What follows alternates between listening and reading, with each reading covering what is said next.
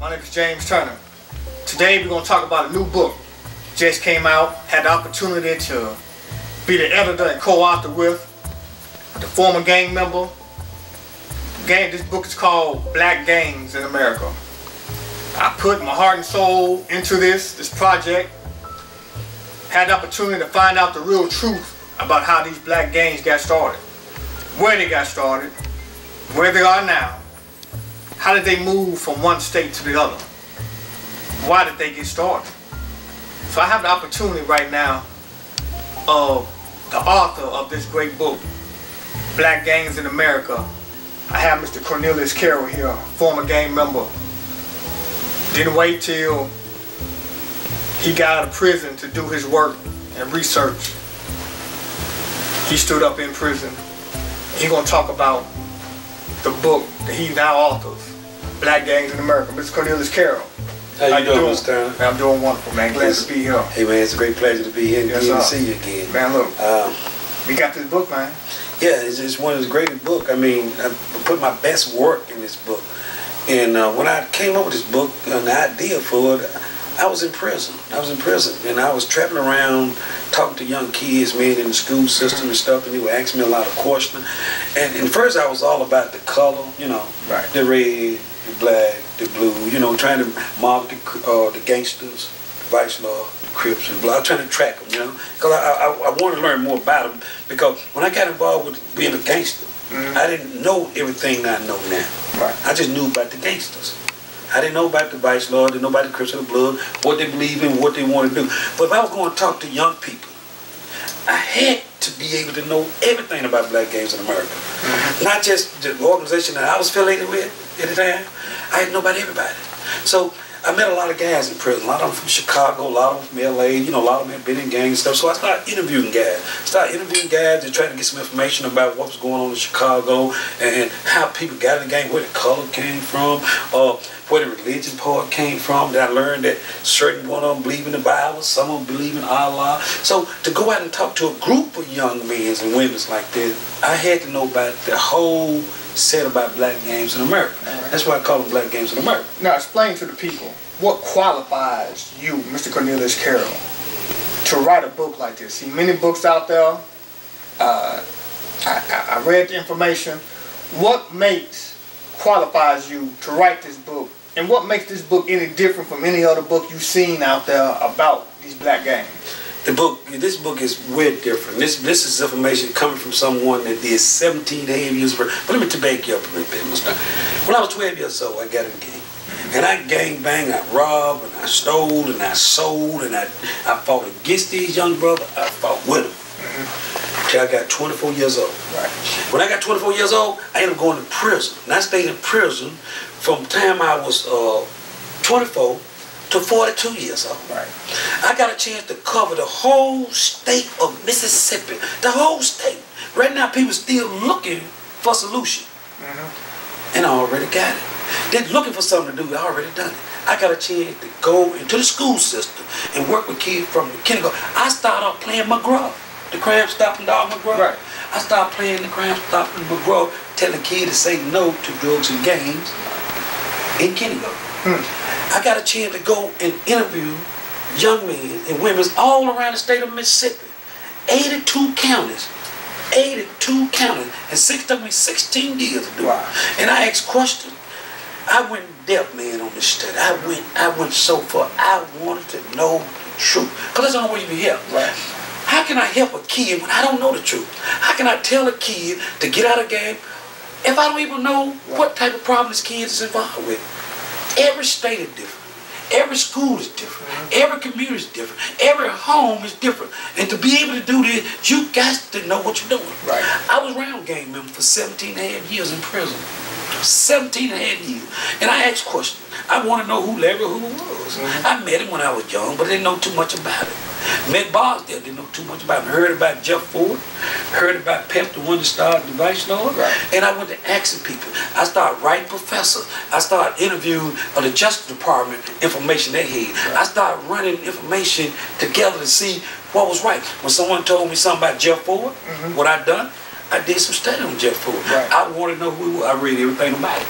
And I found out exactly who Jeff Ford was. When I wanted to know who Larry Hoover was, I learned about Larry Hoover. So I put the information together. Instead of wanting to be good at color, game signs, to identify one another, right, to feed it on the wall, I didn't want that. I wanted the history. The history is the most important thing about this book, the history. And any mother, any teacher that dealing with these kids today needs to know that even the kid needs to know the truth instead of somebody telling them a lie. Right. So what I done, I put the history together. I went back and found out the vice lord. The vice lord, 13, 14, 15-year-old kid in St. Charles Reformatory School in Illinois, got together and wanted to start again. And they started the conservative vice lord inside what? The penal system. Right. Days for Barksdale. When he decided to come over to Devil Disciple, he was sitting in Cook County Jail. I met the guy who was in the cell with him. Sitting there, mad with Jesus Christ. See, Jesus had disciples. See, and that was on the Christian side. So he decided to come up with the Devil Disciple because he was against the religion part. So he got some disciples in prison. Larry Hoover, 15 years old, on the street, banging at 15 years old, started the gangsters. So this is what made me do this, and this will make me qualified to be an expert or a game counselor. I spent 16 years traveling around the state of Mississippi, and I've been on the streets. And I hustled against the guys on the street, I fought against them, and I interviewed guys. I did my homework. Every university, any kind of anything on game, I took that information and I studied and I cross-referenced with everything that I hated. And then I came up with the truth, what actually happened. That's why I came up with Black Games in America. Every child in America should read this book. Because this book ain't just talking about me. This book talking about what happened. This book got Jesse Jackson in it. This book got Farrakhan in it, Malcolm X, Martin Luther King. Three presidents had something to do with these guys. Three. Even the first lady, Margaret Bush. They gave her $150 million to deal with these organizations. $150 million. Everybody said, well, why? Because she was an educator. She worked at the library and she was a teacher. And she even wanted to do something. President Nixon, back in the 1968, 67, 68, was giving vice lord grant money, man. They were getting like millions of dollars, man, to do something for the community, in which they was out doing something for the community, were doing some positive thing for the community. And one person, don't take one person to do something wrong, and the whole organization got blamed for it. I did my study, Mr. Turner. When I was in prison, I read almost every university that was dealing with gang, everything they had on these brothers. I got it, but this is what everybody missed, the whole thing about this book. Some people just write books about just the gangster. Some people write the book just about the vice lord. Some of them write about the Crips and the Bloods.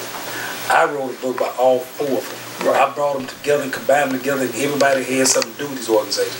If a teacher sat in her classroom dealing with these young men, how in the world is she going to be able to tell is he a gang member or not? If she don't know what to look for. If she hadn't been taught how to teach a gang member, that mean that young man that sat in her class as a gang member, he going to fail her class because she don't know how to teach him. He going to come back to the streets.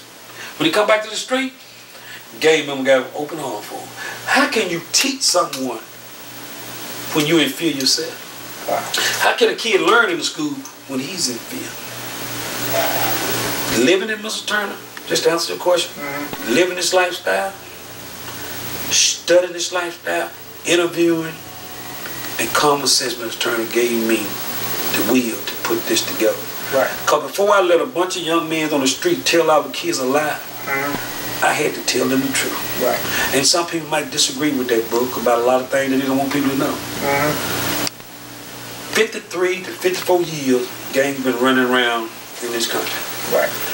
People come from Chicago, LA, they come to a small city to try to teach us how to deal with this problem. Well, how can you tell us how to deal with this problem in Nashville and you don't know how to deal with it in Chicago? How can you tell us how to deal with this problem in Georgia when you don't even know how to deal with it in LA? So how can you teach us something to do and you haven't done it? But see, take you back to me. I've done it, Mr. Turner. I don't think there's no man alive that had the opportunity that I had to be blessed by God to be in a prison system, to do a study like this, to go to school from kindergarten all the way through college, to talk to young men, to ask questions, to ask them questions, and to give them answers. I was able to do that for 16 years. I covered the whole state of Mississippi while I was in prison. God blessed me with that. Wow. And that's where I got my knowledge from, Mr. Right. I did my study. Let me ask you this question. People going to hear you from Jackson, Mississippi, you did your work in Mississippi, and they're going to be like, are you from the dirty South? You from the South? The South don't know anything about gangs. What can you explain to the people?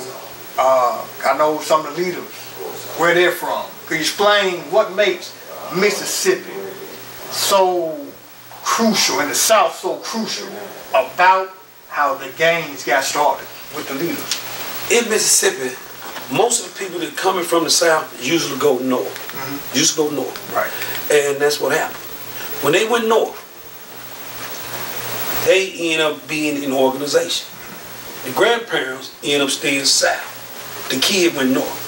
When the kids started getting in trouble north, they started sending them back south. Now I joined the game in the 70s now. Right. Now listen what you're saying. I joined the game in the 70s. Now what would Mississippi know anything about game during the 70s? And here in Nashville, they just learned 2008 that they had games in Nashville. Right. So I'm back there joining the organization in the 70s. In the 70s, Mr. Turner. Right. In the 70s. So that means the game was going on in Mississippi before it was going in most of the city. Mississippi got a tag. They call Mississippi Little Chicago. Jackson, where I come from, called Little Chicago. We got more gang activity going on in Mississippi probably in Chicago, in LA put together. 95% of our young brothers in prison is a gang member. 95% of our brothers on the streets is gang member. 95% of our juvenile court system is gang member. Our whole city was about gang. Right. We had to come together as a whole to educate each and every child and every principal, every teacher, every minister, every senator, congressman. We had to educate everybody to be able to combine. Now, we never did get rid of all the gangs. Right. But we solidated. We've been banging ever since the 70s. That's why I say to anyone who wants to ask me a question like that, you ask yourself, did you know about gangs in the 70s? Now, who was from these, you know, some of the leaders are from the South? Most of the leaders, Larry Hoover, from Jackson, Mississippi. Family still live there. Right. Jeff Ford, from Lee County, Mississippi. He was over, he's the one started the Peace Stone. He the one sent the brother to LA with over a letter to start getting some Peace Stone. They decided not to get involved with Peace Stone. They decided to come up with the Blue. Right. But he from Mississippi too. He was the first United States citizen to be charged with a terror act. And I tell you something now. In Chicago, gang men were so powerful in Chicago, they stopped drugs from even coming to the town till 1988. So Mississippi's a plug-in. I done my homework. I banged in the 70s, got out in the 80s, started talking to kids around the whole state of Mississippi. So I am an expert in what I do, Mr. Turner. I don't think no one never covered the whole state before talking about gang, Mr. Turner. Had a radio station, TV station in Mississippi. And the people in Mississippi trusted me because they know my background. That's why Mississippi know what he talking about. So now, you know, we've been working together for almost 10 years. And in that's why I respect you so much, because you didn't wait till you got out. I look at Gangland, I look at the History Channel, I look at American Gangster, and most of these guys, and no disrespect, and I say this in all due respect to the brothers and to everything, but you stood up in prison and walked away from your organization. In prison. And what was the reason behind that, to do that, and what's the reason for really, from that, doing this book and who you wanted to reach? I walked away, man, because I seen young people. I seen young people being taken advantage of. I recognized the school didn't know how to teach our kids. Now, Mr. Carroll, I done seen on TV many, and I say this in all respect, and no disrespect to anybody, no organization, no one person.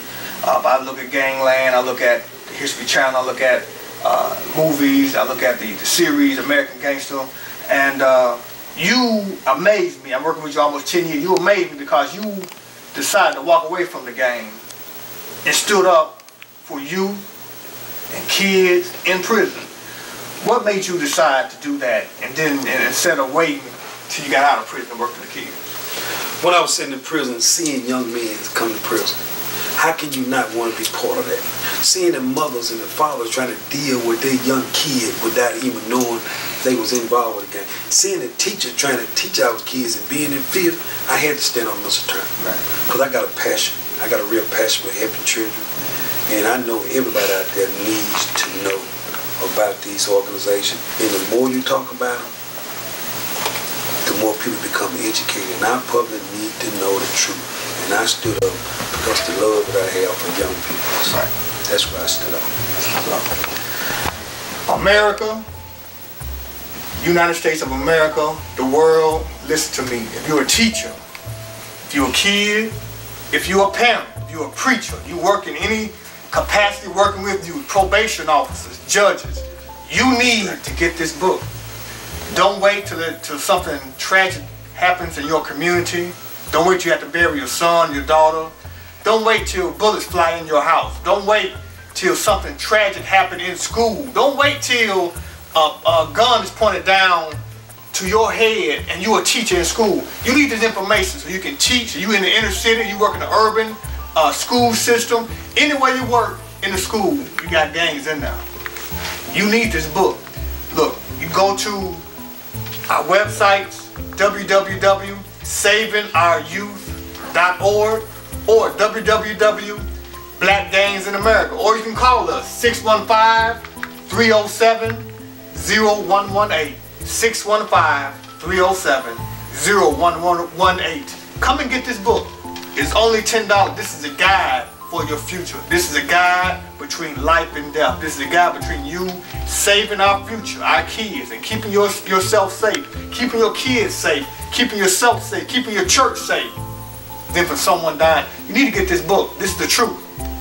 You got on this couch almost 40 years of experience. You got myself working with you 20 years of experience. We got in that book about bullying, how to handle bullying in your school, how to handle being a teacher, how to operate when you got gangs in your school, how to teach, how to discipline a kid, to keep yourself safe and to keep other kids safe.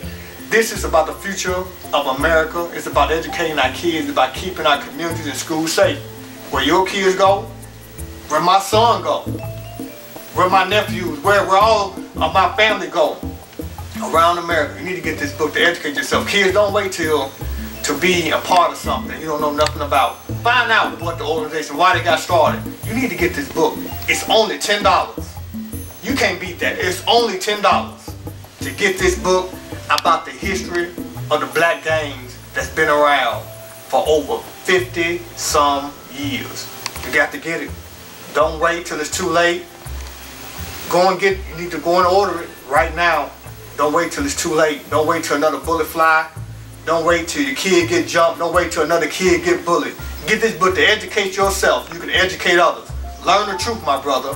Learn the truth, my sister. www.savingouryouth.org or www.blackgangsinamerica, or give us a call, 615-307-0118. Excuse me, 615-307-0118. 615-307-0118. Go and order this book right now.